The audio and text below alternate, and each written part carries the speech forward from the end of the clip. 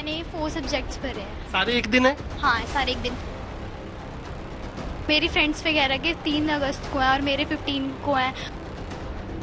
जो हमने बोर्ड के लिए पढ़ा था उतना उससे बहुत ज़्यादा सिलेबस आ रहा है। आपके कितने सब्जेक्ट? 5 हैं। बस 1 महीना मिला है हमें, जिसमें हमें पहले तो पूरा 12th का जो कोर्स है वो दोबारा से पढ़ना है।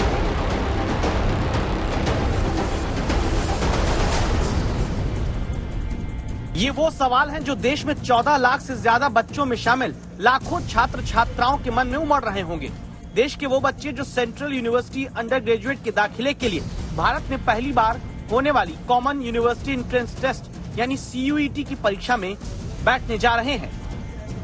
देश भर में national testing agency common university entrance test का आयोजन कर रही है और ये परीक्षा है जो कि मानक होगा लगभग 86 यूनिवर्सिटी में दाखिलों के लिए, जिसमें दिल्ली यूनिवर्सिटी भी शामिल है।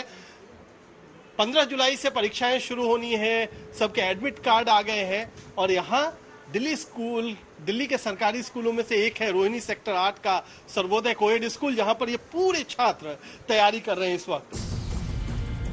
एडमिट कार्ड में कुछ दिक्कतें, सिलेबस ज्यादा, समय कम, एक दिन में कई पेपर, कुछ का पेपर जुलाई में, कुछ का पेपर अगस्त में होना, ये वो शंकाएं हैं जो देश की सेंट्रल यूनिवर्सिटीज में दाखिले की तैयारी करते छात्र छात्राओं को परेशान कर रही हैं। जैसे संवाददाता कुमार कुणाल को CUET एग्जाम का एडमिट कार्ड आने के बाद जी जान से तैयारी करते ये बच्चे कहते हैं। कितने आपने सब्जेक्ट्स में भरा है? मैंने 4 सब्जेक्ट्स भरे हैं। सारे एक दिन है? हाँ, सारे एक दिन।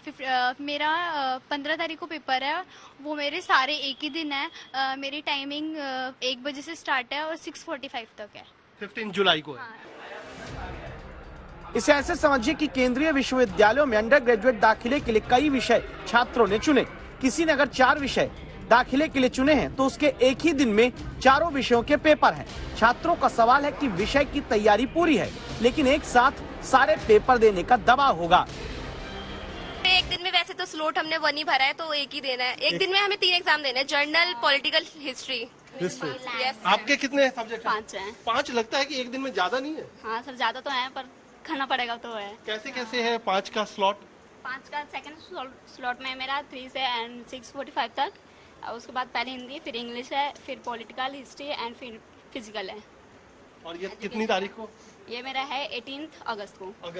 तो ये भी दिक्कत है, एक दिन में 5-5 सब्जेक्ट्स हैं, तो जो स्टूडेंट्स हैं उनको ये लग रहा है कि एक दिन में क्या इतने सारे सब्जेक्ट की प्रिपरेशन एक साथ करके उनकी परीक्षा देना क्या संभव हो पाएगा? समस्या सिर्फ ये नहीं, दूसरी समस्या आप ध्यान देकर जान लीजिए। एग्जाम चूंकि जुलाई और अगस्त 2 अलग अलग फेज में होंगे। जुलाई में जब पेपर होंगे तब 8 लाख से ज्यादा बच्चे पेपर देंगे। अगस्त में जब ये परीक्षा होनी है तब 6 लाख से ज्यादा बच्चे उसमें शामिल होंगे। छात्रों का सवाल है कि जुलाई वाले के मुकाबले अगस्त वाले फेज के बच्चों को तैयारी का ज्यादा समय मिलेगा तो कंपटीशन बराबरी का कैसे होगा?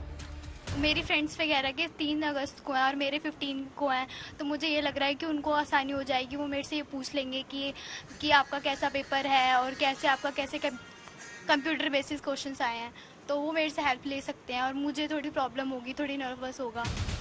तीसरी समस्या यह है कि जिन बच्चों का एक ही पेपर एक दिन में एक साथ होगा, उन्हें अपने एग्जाम सेंटर पर एक दिन के भीतर करीब 12 घंटे बिताने पड़ेंगे।